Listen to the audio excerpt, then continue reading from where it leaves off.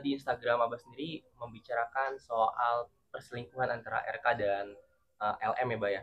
Alasan Abah berani speak up di sosial media Abah sendiri gimana sih, Bah? Jangan salah pahamin, saya nggak membahas perselingkuhan. Ya, sama sekali saya nggak bahas perselingkuhan. Urusan mereka apa, ada hubungan apa, di mana, kapan, ngapain, nggak ada urusan saya. Ya, itu karena kebiasaan kita sebagai ahli itu selalu tidak pernah masuk kepada materi, tidak pernah masuk kepada apa yang terjadi di antara kedua belah pihak. Dan saya mulai membahas ini karena pihak media sudah mulai mempertanyakan kepada saya, tetapi yang saya bahas itu selalu konteksnya adalah sejak adanya konten rekaman, konon rekaman yang di sosial media banyak yang saling mulai sharing, kemudian juga mulai ada video, ya video perilaku dewasa lah, gitu udah jelas gitu. Nah dari situ jadi abah bahasnya masuk ke sana. Jadi kalau kalian sekarang menanyakan misalnya adanya perselingkuhan di situnya. Saya nggak mau ngomong perselingkuhan. Saya nggak bisa bilang itu perselingkuhan. Pokoknya ada hubungan keduanya. Perselingkuhan itulah kriterianya itu lain. Ada yang cuma sekedar orang berhubungan, ada yang baru lihat mata di perselingkuhan, ketemu perselingkuhan atau apa sampai melakukan hubungan perselingkuhan. Nah ini kan belum ada buktinya ya kayak gitu nggak ada peot nanti ini. Tapi Abah bisa nilai dari kan banyak rekaman suara nih, Bah ya, dari RK dan LM yang Abah bisa lihat atau yang bisa Abah nilai itu apakah asli ataukah itu buatan, Bah? Ya, oke. Jadi kalau kita bicara soal rekaman, sekarang banyak rekaman yang beredar ya dari masing-masing ya, dari orang-orang lah gitu loh. Ada yang reposting, ada yang ngupload sendiri gitu. Nah, kita ngeliat rekaman yang semua terjadi sejauh ini, yang kalau lewat di beranda saya lah bilangnya begitu, ya itu adalah mengenai konten di mana tahu-tahu boleh si wanita bilang pokoknya saya mau sekian M, dah gitu kan, saya mau sekian M, dan kemudian yang prianya tidak berkenan sama permintaan tersebut, prianya masih ngeles, prianya ya dengan bersabar bilang bahwa dia tidak berkenan di situ, dan dia bilang toh sudah ada perjanjian tertulis. Kita tidak tahu perjanjiannya apa, berarti udah utarakan adanya satu perjanjian tertulis ya, tidak tahu apa yang mau diceritakan dan dicitrakan pada komunikasi tersebut, dialog tersebut. Kemudian mulai diutarakan bahwa adanya pria lain, ada figur lain yang katanya adalah justru bertanggung jawab sebagai ayah, ada kata-kata begitu. Nah kemudian pihak yang wanita ada lagi tetap ya tidak peduli, tetap meminta uang dengan batasan waktu, dan kemudian kalau tidak dipenuhi maka akan mulai dibongkar satu persatu, ya apanya satu persatu nggak ketahuan, tapi kemudian hal itu juga yang pria bilang waduh hal ini sudah merupakan pemerasan. Kita bicara dialogis tersebut ya, secara telematika itu yang disampaikan, dialog tersebut yang selama ini tersebar semuanya. Oke, nah saya tidak mau masuk kepada suatu nama, pokoknya saya tinggal bilang pria dan wanita kan hanya dua figur di komunikasi tersebut. Yang pasti kalau saya lihat dari dialogis tersebut, ini dialognya ini nggak natural. Oke, kenapa nggak natural? Pembicaraannya begitu datar untuk sesuatu yang sangat krusial. Oke, krusial dalam arti ini udah bukan menyinggung suatu jabatan lagi, ini udah bukan menyinggung suatu apa namanya, misalnya kayak dibilang fitnah atau apa, tetapi lebih banyak ke arah pribadi dan kemudian bisa impactnya kepada urusan keluarga. Nah, diutarakan setenang itu sementara komunikasi ceritanya private ya dengan gaya bicara yang datar. Padahal kasusnya ini krusial, tapi gaya bicaranya datar, ya. Dan kemudian yang paling aneh adalah komunikasi tersebut berganti-gantian, bukan saling bertumburan. Kayak namanya orang bertumburan, dia ngomong gitu, kita pasti kalau orang lagi kesal, lagi ngomong, di tengah-tengah kan satu membantah, di tengah-tengah nanti ada yang saling berdebat, umpamanya kayak gitu. Ini enggak. Saya selalu di berbagai media saya bilang ini lebih udah kayak konten stand up komedi, yang satu ngomong misalnya gitu. Kamu sudah makan? Belum makan. Makannya makan nanti mau makan di mana? Oh nggak tahu mau makan di mana. Masa berganti-gantian?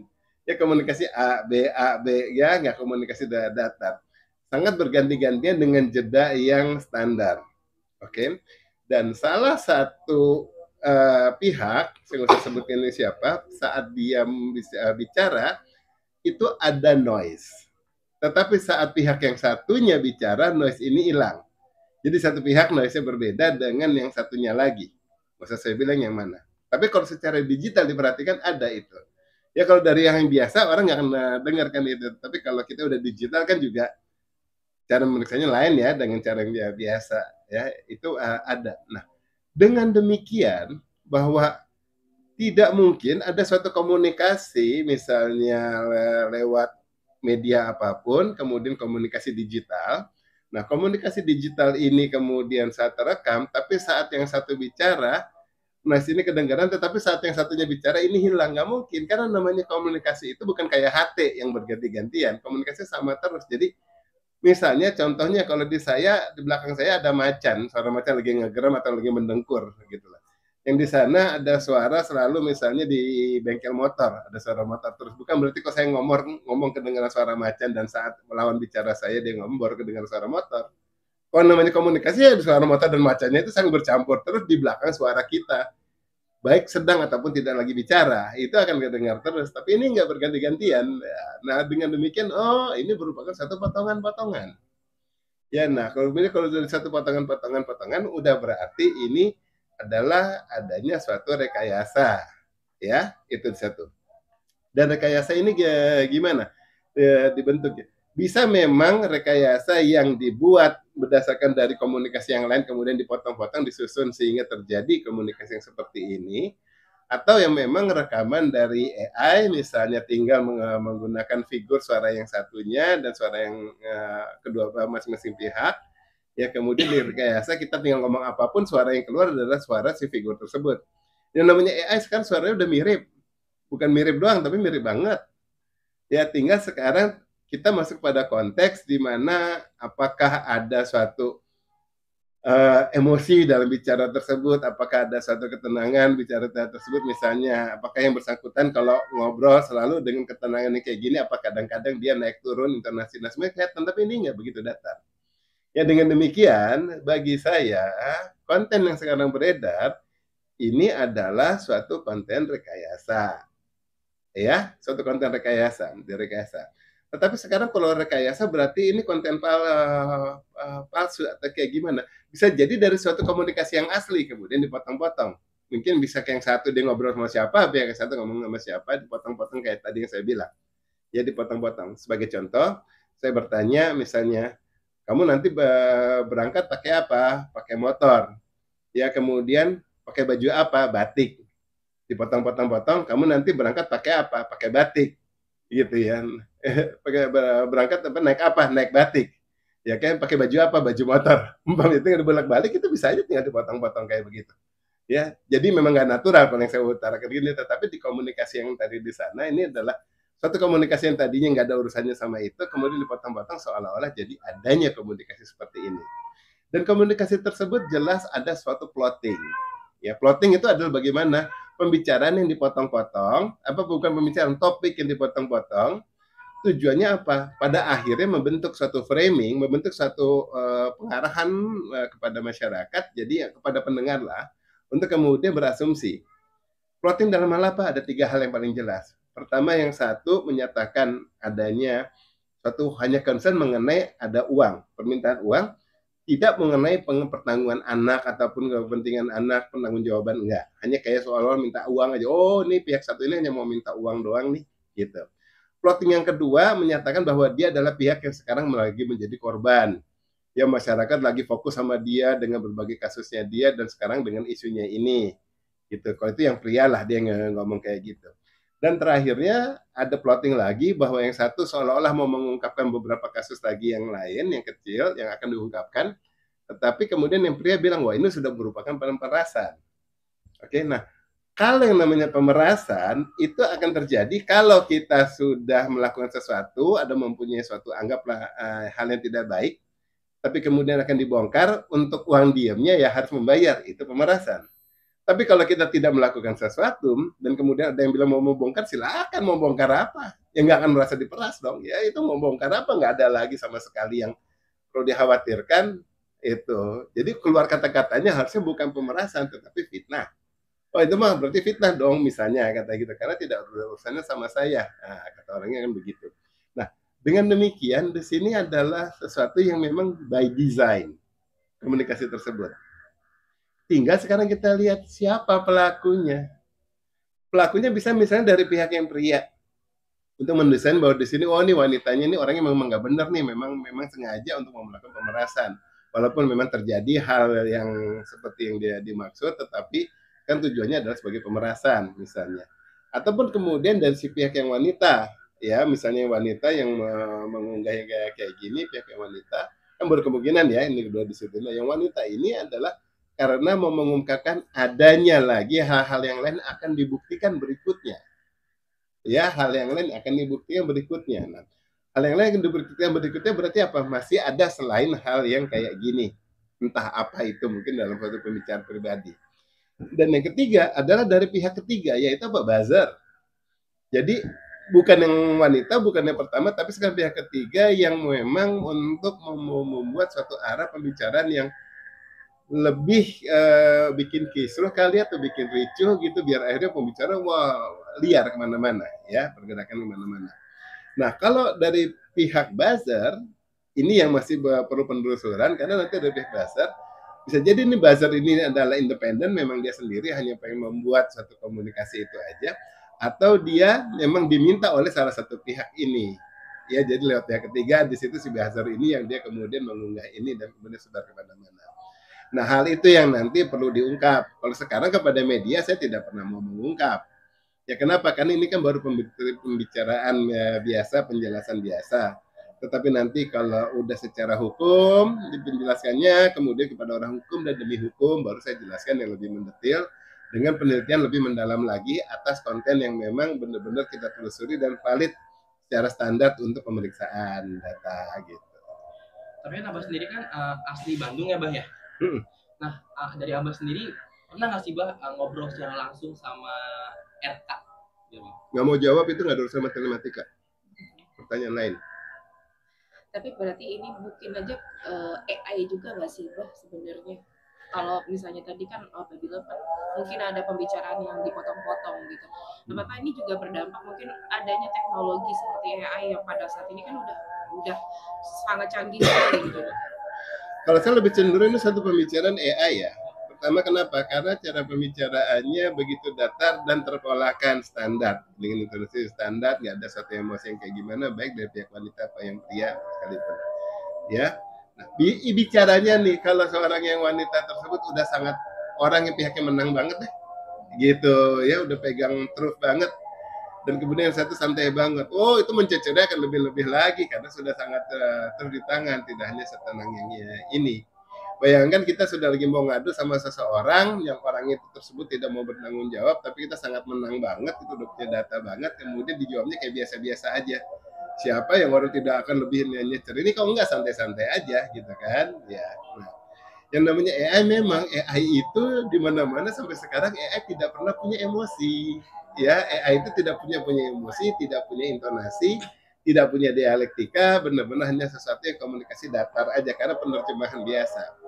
AI itu dilakukan dengan melakukan sampling atas suatu suara yang mencontohkan untuk dia ngomong apa. Dia akan berbicara tetapi sesuai dengan suara karakter yang diinginkan.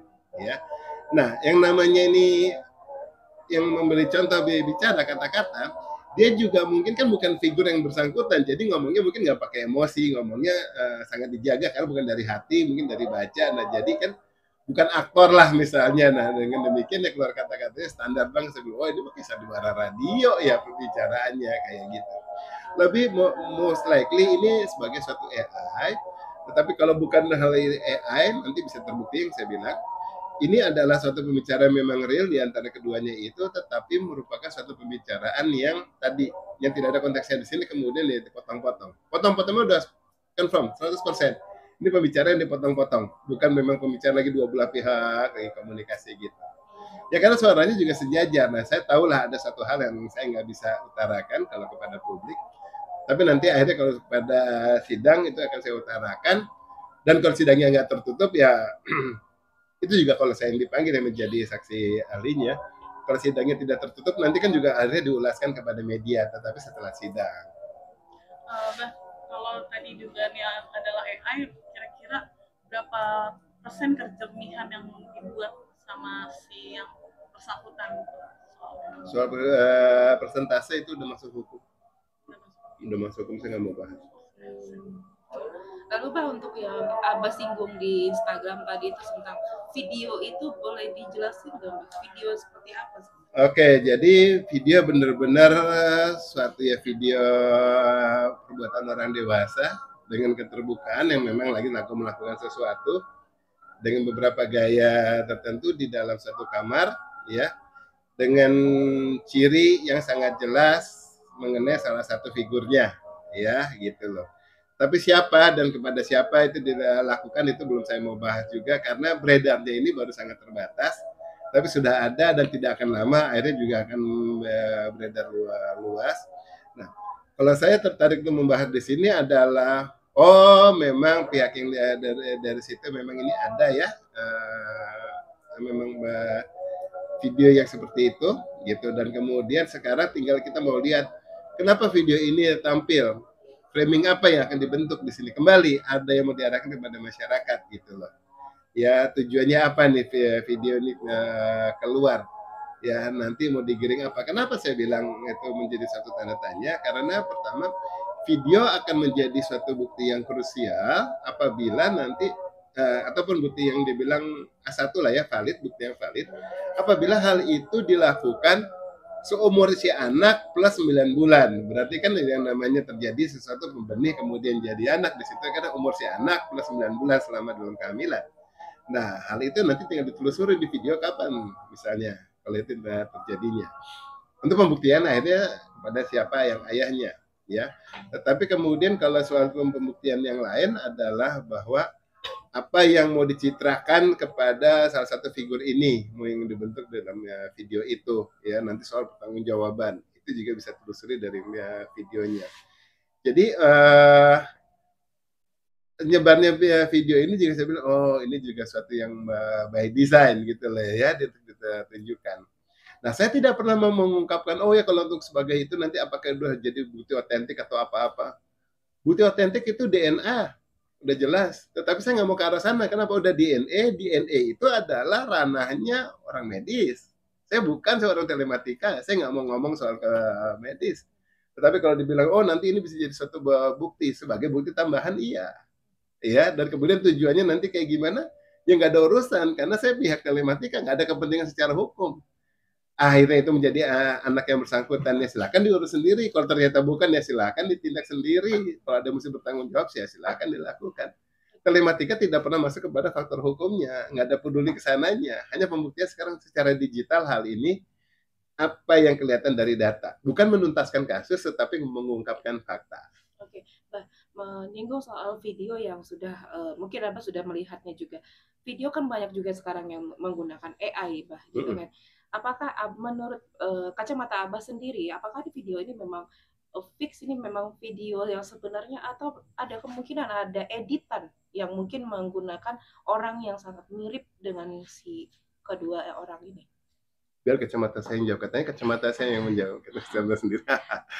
Gini, bercanda ya, maaf. Sekarang gini, kalau secara AI yang biasanya nanti kita mau melihat bahwa itu adakah suatu rekayasa atau tidak, selalu rekayasa pada tubuh, dan kemudian misalnya pada suatu ciri tubuh, atau mungkinnya kalau ciri tubuh ya pada tato, ataupun kemudian ciri fisik, ya, rambut lah, tubuh, tangan, ada kuku, ada apa seumpamanya, atau tanda lahir gitu. Itu semuanya yang kemudian dilihat ya di situ adakah suatu rekayasa. Ini namanya perekayasa. Itu biasanya miss dalam hal-hal yang detail.